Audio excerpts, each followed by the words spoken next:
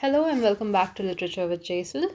Today we are stepping back over 1,000 years to the Old English or Anglo-Saxon period, which was the true beginning of English literature.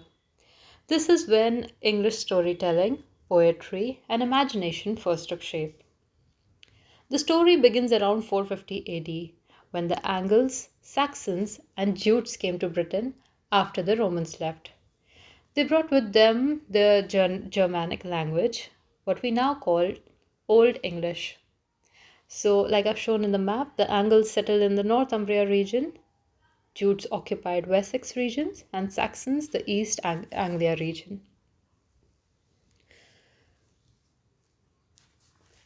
This period lasted from 450 to 1066 AD, ending with the Norman conquest. During these centuries, English was a rough and a powerful warrior language, perfect for poems about courage, faith. Life and culture. The Anglo Saxons lived in a world of constant battles and shifting loyalties. Life revolved around the mead halls, where warriors gathered to celebrate victories, drink mead, and listen to poets called scops. Two things to mention here. Mead Hall were large single room buildings used by early Germanic people for community gatherings, feasting, and socializing. It was a place used by rulers where they would hold court, entertain guests, and oversee activities of his subjects. And mead was also an alcoholic beverage. So they would drink mead there, celebrate victories, listen to poets called scops. So these scops were singers or poets of the people. They sang heroic tales, often used alliteration and caesura to give rhythm. They also used kennings, poetic phrases like Whale Road for the sea and Bone House for the body. So, three things to mention: alliteration, caesura, and kennings. Alliteration is the repetition of the same beginning sounds in a phrase or a sentence, like she sells seashells by the seashore. Caesura, on the other hand, is a break or pause between words marked by a punctuation, like a period, a comma, or a dash. For example, when we say this phrase, to be or not to be, that is the question.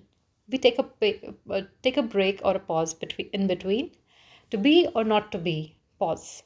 That is the question. So that's the use of caesura. Kenning is a compound expression in Old English poetry. For example, the phrase slaughter pole for spear, or battle sweat for blood, fire beater for blacksmith, or whale road for the sea. Faith and fate. The early poetry reflected pagan beliefs like courage, faith, also written as WYRD, pronounced weird, and the warrior code. But later, Christian missionaries like St. Augustine brought new ideas. Poems from this era often blend both pagan heroism and Christian faith, giving Old English literature a unique tone. The great epic Beowulf. The masterpiece of this period is Beowulf, which is the earliest known English epic. Written somewhere between 700 to 1000 AD, it tells of Beowulf, a brave Geatish hero who fights the monster Grendel, then Grendel's mother, and finally a dragon. The poem celebrates bravery, loyalty, and faith, yet it also shows Christian values by thanking God after victory. Its world is centered on Hrothgar's mead hall, Heorot, a symbol of community and glory. Heorot is the name of the hall. So there were these popular halls in that age. Heorot is one. Beowulf captures everything the Anglo Saxons valued, that is, courage, strength, and the fight against darkness. The first English poet, Cadman. Cadman was a simple cowherd at Whitby Abbey who, according to St. Bede, received the divine gift of song. His hymn praises God as the creator. It is short, sincere, and marks the first recorded English poem. Christian poets and poems. Another great religious poet was Kenewolf, who wrote Elaine, Juliana, and Christ too.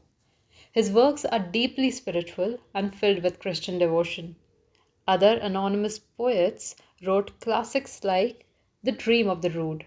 Herein, the word rood means cross. In this, the cross itself speaks about Christ's crucifixion, a blend of heroism and holiness. We also find Genesis, Exodus, and Judith, all biblical stories told in grand Anglo Saxon style. The elegiac poetry, or the voice of the lost. Not all Old English poems are heroic, some are deeply emotional. The elegiac poems. They express loneliness, exile, and longing. Famous examples include The Wanderer. Here, a warrior mourns lost companions. Second, The Seafarer. It is about the hardships and spiritual struggles of a sailor.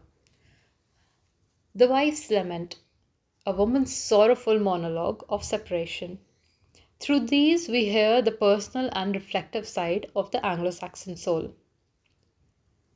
Poetry wasn't the only form of writing.